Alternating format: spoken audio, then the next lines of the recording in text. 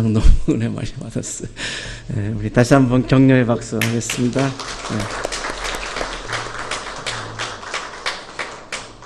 우리 그리스도인이 어떻게 사랑할 수 있나? 나도 다 욕심이 있는데 어떻게 십자가를 질 수 있나? 다 나도 욕심이 있는데 이게 늘 우리들의 고민인데 오늘 성가 제목이 보니까 사랑의 십자가였고 그런 질문을 던져주셨고 오늘 성설과가 그 질문에 대한 대답을 해주고 계셔서 제가 더 은혜 많이 받았습니다. 옆에 계시는 분과 사랑의 인사 나누시겠습니다.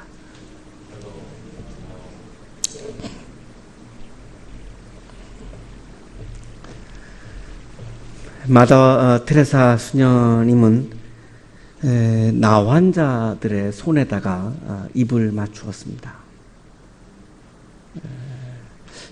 참 불가능할 것 같은데 어쨌든 이분은 했고 어쨌든 이분은 신은 아니고 사람 우리와 같은 사람인데 그걸 했어요. 그리고 나 환자들의 몸을 이렇게 손으로 씻어줬어요. 그리고 에이즈 환자들을 아주 서스럼 없이 이렇게 안아주었고 캘거타 거리에 있는 그 불황아들, 막 굶어 죽어가는 불황아들을 데려다가 먹을 것도 주고, 그리고 마지막에 이제 어차피 죽을 지경까지 간 사람들이니까요. 그 죽는 순간에 아주 편안하게 죽도록 그렇게 안내를 해 주었고요. 그런데 조건이 없었습니다. 당신이 백인이냐, 흑인이냐, 확인족이냐, 이거 가리지 않았고, 우리 사회에서 참 우리를 힘들게 하는 거죠. 이데올로기 전혀 가리지 않았어요. 네가 진보냐 보수냐 이런 거 안 따졌어요. 심지어는 네 종교가 기독교냐 캐토릭이냐 불교냐 이런 것도 가리지 않았어요. 그냥 누구나 가리지 않고 그렇게 사랑으로 돌봤습니다. 무엇이 그것을 가능케 했을까? 그 힘이 어디에서 온 것일까라고 하는 질문을 하지 않을 수가 없어요. 우리도 그렇게 살아야 되는데 쉽지가 않기 때문이죠. 얼핏 보면 그냥 동정심으로 하지 않았을까 이런 생각도 들고요. 워낙 착한 분이니까 그렇게 한 것이 아닌가 또 이런 생각도 들지만 1974년에 이분이 토로한 이야기를 들어보면 단순한 동정심에서 나온 행위, 실천, 액팅이 아니었음을 알 수 있습니다. 이렇게 이분이 토로했습니다. 나는 모든 인간에서 신을 본다.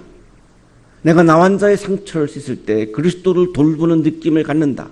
어찌 아름다운 경험이 아닌가. 그 나 환자들, 에이즈 환자들, 불황아들을 신으로 느낀 거죠. 예수로 느낀 거죠.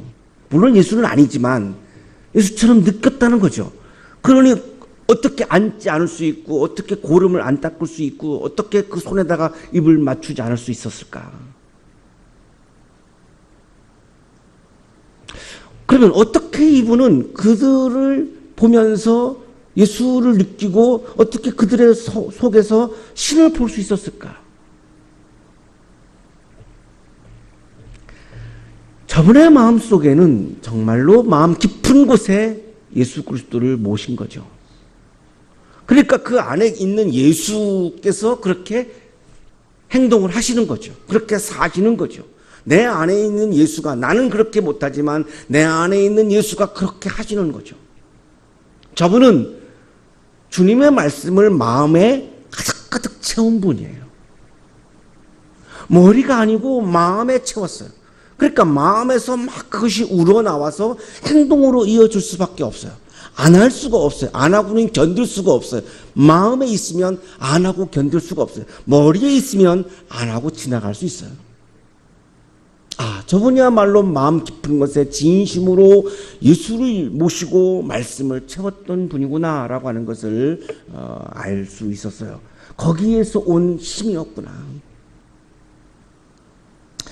행동은, 실천은, 행위는 마음에서 나옵니다.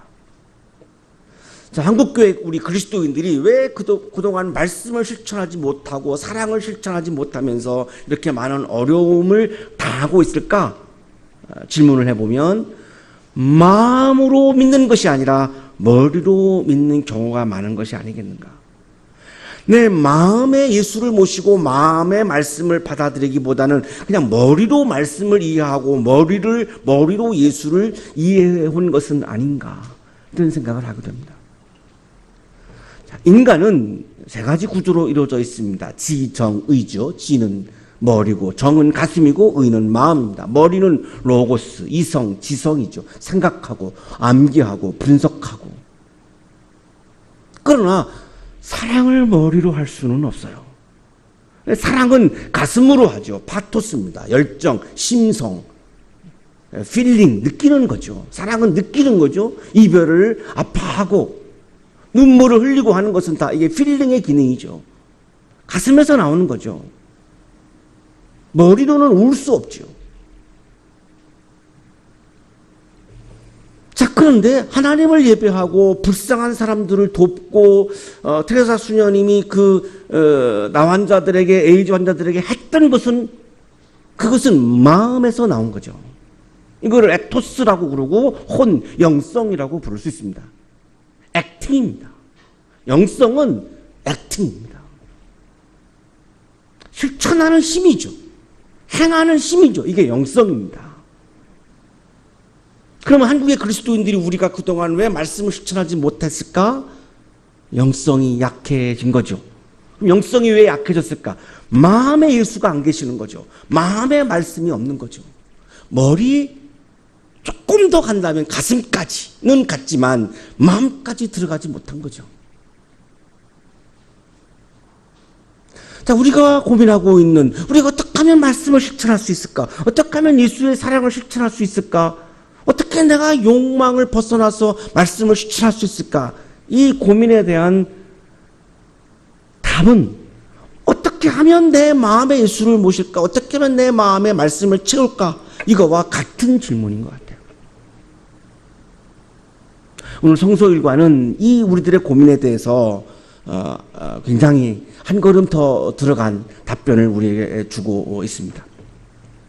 오늘 성서일과의 주인공은 예레미야인데요. 눈물의 예언자라고 부르죠. 왜 눈물의 예언자냐면 예루살렘 성전이 무너지는 것을 직접 목격한 예언자입니다. 예루살렘 성전은 하나님이 계시겠다고 말씀하신, 약속하신 성전이에요. 하나님이 계시는 성전이 무너지는데 어떻게 눈물이 안 나오겠어요? 그 눈물은 머리가 아닌 가슴에서 나온 거죠. 필링에서 나온 거죠. 너무너무 마음이 아팠죠. 자, 그래서 이 예레미야는 예루살렘 성전이 무너지기 전에 무너진다라고, 나라가 무너지고 성전이 무너진다라고 심판을 설교했습니다. 온 나라가 황무지로 바뀔 것이다, 이렇게 설교를 했어요.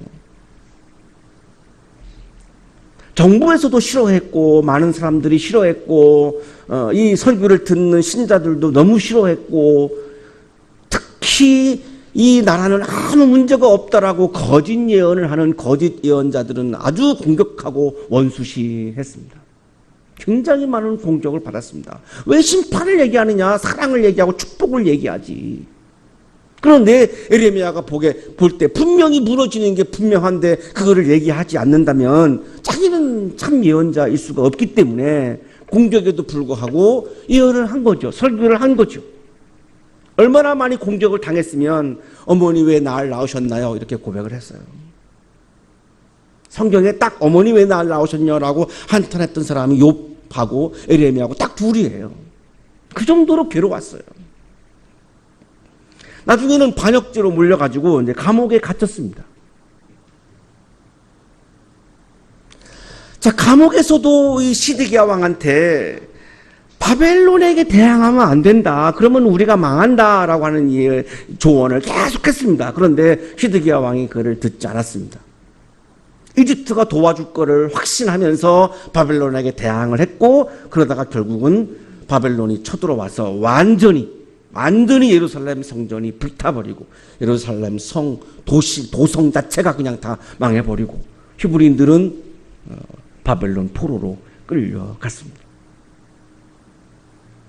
간과할 수 없는 것은 그 성전은 하나님이 계시는 성전이었다는 겁니다. 그런데 무너졌다는 겁니다. 영적으로 충격이죠. 그래서 예레미야는 그렇게까지 눈물을 흘리면서 예언을 했지만 사람들은 듣지 않았습니다. 심판을 얘기하지 말고 축복을 얘기하라고 했습니다. 그래서 예레미야는 한없이 울었던 거예요. 그 울면서 예언한 것만 딱 모아놓은 것이 예레미야 애가죠. 슬픈 노래를 부른 거예요. 예루살렘 성전이 무너지는 것이 너무나 가슴이 아팠습니다. 시종일관 심판을 예언하던 예레미야가 갑자기 예레미야 30장, 33장에 와서 희망을 설교하기 시작합니다. 굉장히 놀라운 거죠. 자, 그러면 거짓 예언자들은 희망을 얘기했고 예레미야는 심판을 얘기한 것이 차이였는데 예레미야도 희망을 얘기한다면 그러면 거짓 예언자와 차이가 없는 거 아닌가라고 우리가 그렇게 생각할 수 있어요. 그래서 우리가 본문을 더 깊이 들어가 봐야 돼요. 브라이트라고 하는 성서학자는 이 희망의 메시지를 담고 있는 30장, 33장을 위로의 책이라고 부르고 오늘 우리가 성서 일과로 우리가 받고 있는 이 말씀 31절, 34절은 브라이트 같은 경우는 성서에서 가장 감동적이고 오묘한 귀절이고 예레미야 신학의 정점이라고 그렇게 이야기할 정도로 아주 굉장히 중요한 본문 가운데 하나입니다. 그때가 오면 자, 다릅니다. 거짓 예언자들은 지금 희망이 있다는 거예요. 예레미야는 그때가 오면 희망이 있다는 거예요. 지금은 너희들이 말하는 것처럼 무너지지 않는다? 아니요. 지금 무너진다는 거예요. 지금은 분명히 무너진다는 거예요. 주전 587년에 무너져요.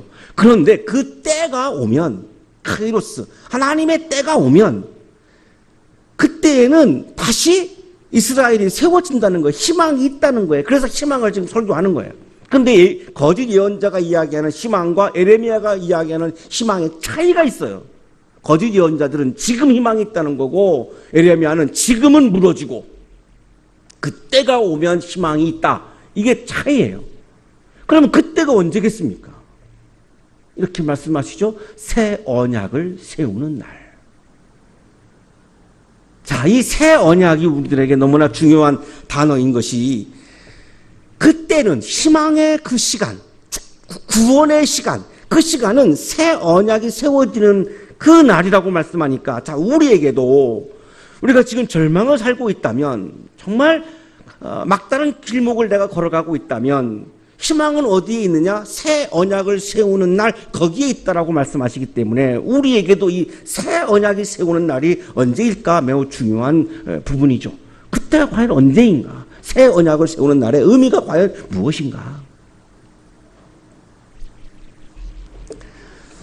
자, 이렇게 말씀하십니다. 이것은 내가 그들의 조상의 손을 붙잡고 이집트 땅에서 데리고 나오던 때에 세운 언약과는 다른 것이다. 자, 옛 언약과는 다르다. 이렇게 밝히십니다.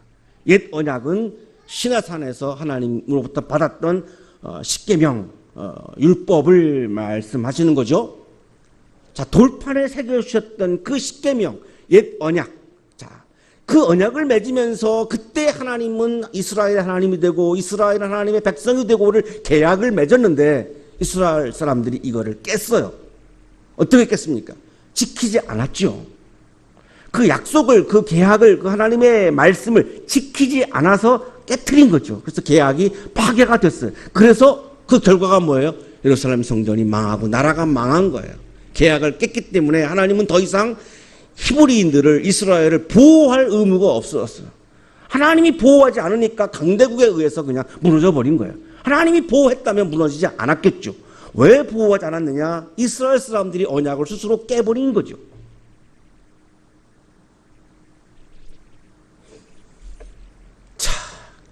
그러나 그 시절이 지난 뒤에 내가 이스라엘 가문과 언약을 세울 것이니 나는 나의 율법을 그들의 가슴속에 넣어주며 그들의 마음판에 새겨 기록하여 나는 그들의 하나님이 되고 그들은 나의 백성이 될 것이다.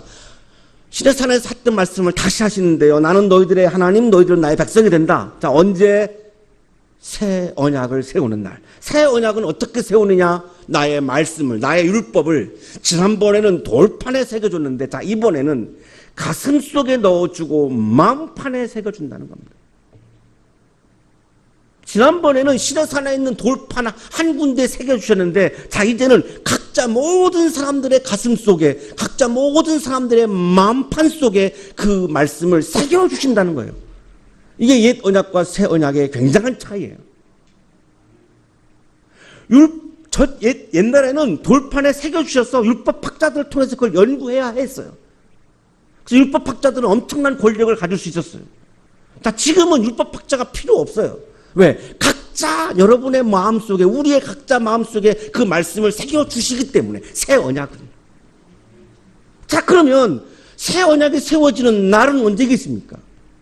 내가 내 마음 깊은 곳에 진심으로 내 영혼 속에 하나님을 내가 영접하고 예수를 영접하고 말씀을 받아들인다면 그날이 바로 하나님과 내가 새 언약을 세우는 날인 거죠. 그건 나에게 달려있지 어느 누구도 해줄 수가 없어요. 그건 내 마음이기 때문에. 옛 언약과 새 언약을 좀 비교해 봐야 될 것 같은데요. 옛 언약은 돌판에 새겼고 새 언약은 우리의 마음에 새기십니다. 옛 언약은 그래서 수동적으로 따르죠. 왜? 법이거든요. 우리가 법을 막 진심으로 지키기보다는 법이니까 지키는 거 아니겠어요? 교통법 우리가 법이니까 벌금 안 내려고 지키지, 그거를 그게 그 가치가 너무 훌륭해서 그게 질려가지고 그거를 지키지는 않잖아요. 그게 법이 갖고 있는 속성이에요. 지난번 율법은 히브리인들이 억지로 지킨 거예요. 법이니까. 법은 어디에 있느냐? 머리에 있거든요. 그래서 이걸 분석하고 연구하고 머리로 하는 거죠. 그래서 억지로 지키는 거죠.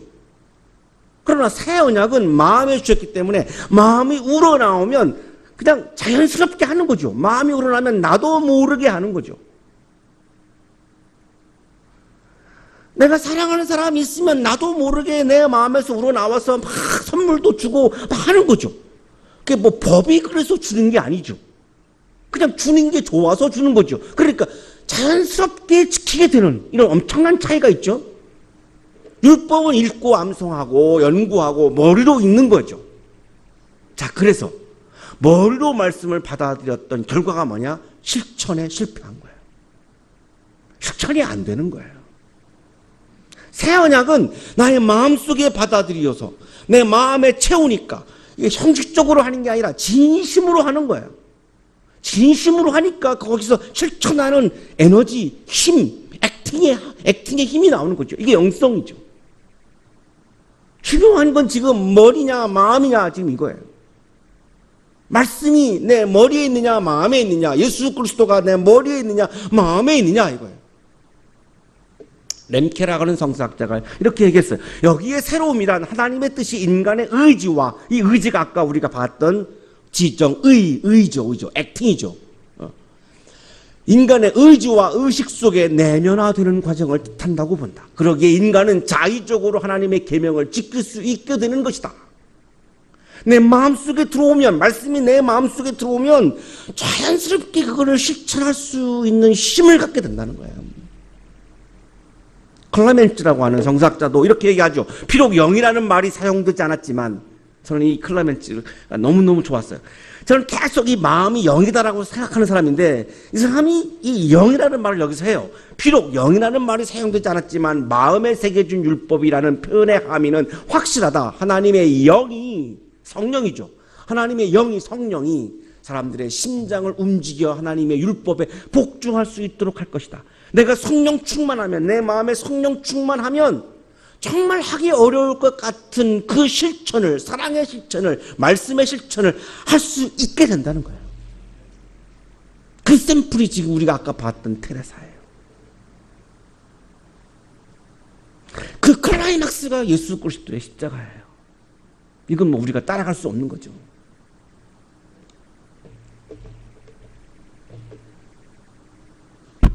자, 그때가 되면 언제입니까? 내 마음의 말씀을 받아들이고 내 마음에 예수를 모신 그때가 되면, 새 언약이 세워진 그 날이 되면, 이건 우리 각자에게 다 달아요. 같을 수가 없어요.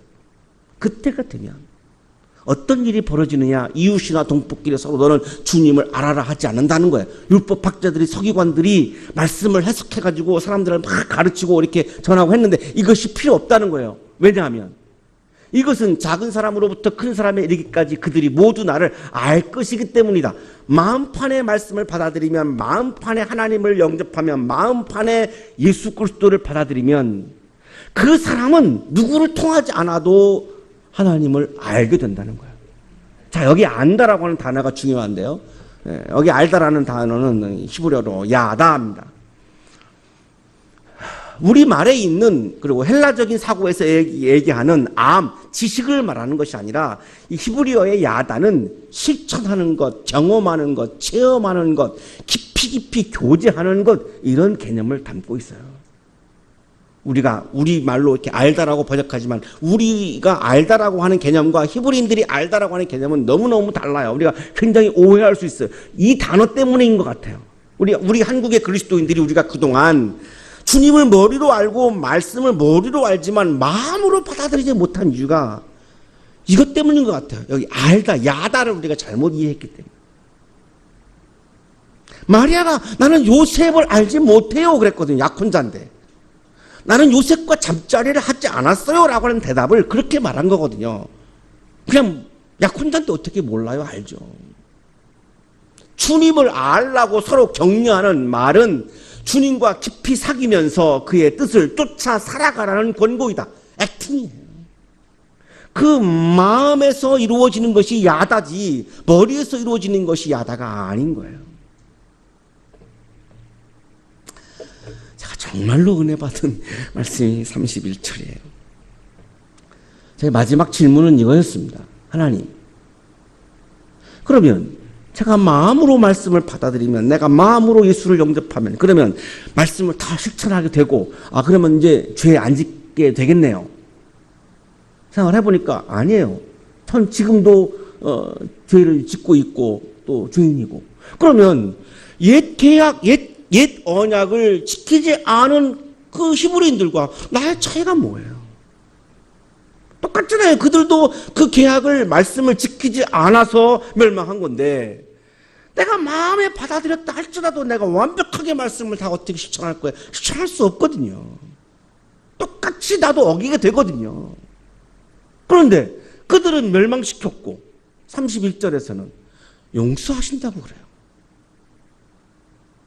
하나님, 이게 무슨 차이입니까? 이런 거였어요.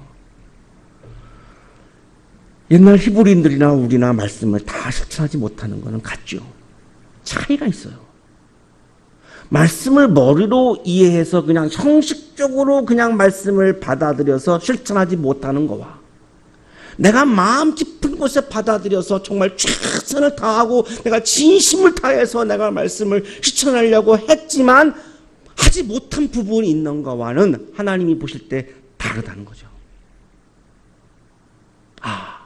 내가 진심을 다했지만, 내가 최선을 다했지만, 내가 마음을 다했지만, 그럼에도 불구하고 내가 인간이기 때문에, 욕망이 있는 인간이기 때문에 내가 실천하지 못하고 지키지 못한, 그거는 하나님이 봐주시는구나. 저는 이 부분이 제일 은혜 받아서 지금 막 감동을 받아서 말씀을 전했는데 반응이 없는 거 보니까 여러분은 죄에서 완벽하게 다 죄의 문제를 해결하신 것 같아요. 다 성자만 계신 것 같아요. 저희 늘 이게 고민이거든요. 내가 그래서 목사인데, 저도 인간이니까 욕망이 있고 말씀을 실천하지 못할 때가 있고 예수를 따르지 못할 때가 있는데, 그러면 이것이 옛 언약을 지키지 못한 사람들과 내가 무슨 차이가 있습니까? 하나님의 대답은 이거예요. 내가 진심을 다했다면, 내가 마음을 다했다면, 내가 정말로 마음으로 말씀을 받아들이고 마음에 성령 충만했는데도 안 된 부분은, 그래, 내가 그냥 용서할게. 강 교수님 한 분만 조금 이제 용서한다라고 하는 것은 죄가 전제되어 있잖아요. 하나님이 그걸 인정한다는 거예요. 우리가 죄를 짓는 걸 인정한다는 거지 완벽하게 짓지 말아라 이것이 아니라는 거예요. 그러니까 용서라는 단어가 나오죠. 또 보세요. 그들의 죄를 다시는 기억하지 않게. 죄를 인정한 거잖아요. 죄를 짓는 걸 인정한. 그런데 죄는 내가 짓는데 하나님이 그냥 기억하지 않겠다는 거예요. 그냥 봐주시겠다는 거예요. 이게 자예요. 여기에 죄로부터 해방하는 기쁨이 여기에 있구나. 여기에 내가 하나님과 가까워지고 예수 그리스도와 가까워지는 그 길이 여기에 있구나. 내가 부족하더라 할지라도, 내가 완벽하지 못할지라도, 내가 욕망 덩어리로 가지고 살다 할지라도 내 마음판에 진심으로 내가 내 영 속에 하나님을 받아들이고 예수를 받아들이고 내가 말씀을 받아들여서 내가 진심을 다해서 마음을 다해서 내가 그 말씀을 실천하려고, 사랑을 실천하려고 산다면 하나님 나를 예뻐하시고 사랑하시고 내가 좀 잘못해도 봐주시고 나를 하나님의 자녀로 삼으시는구나. 마음판에 말씀을 새기셔서 이렇게 하나님과 정말 아름다운 관계로 살아가는 아름다운 여러분의 삶이 되시기를 축복합니다. 기도하겠습니다. 하나님, 우리의 마음 깊은 곳에, 영혼 깊은 곳에 말씀을 새겨 주옵소서. 성령을 부어 주옵소서. 성령이 충만하여 말씀이 충만하여 진심을 다하여 하나님의 말씀을 실천하는 그리스도인 되게 하여 주옵소서. 날마다 용서받는 그리스도인 되게 하여 주옵소서. 예수 그리스도 이름으로 기도하옵나이다.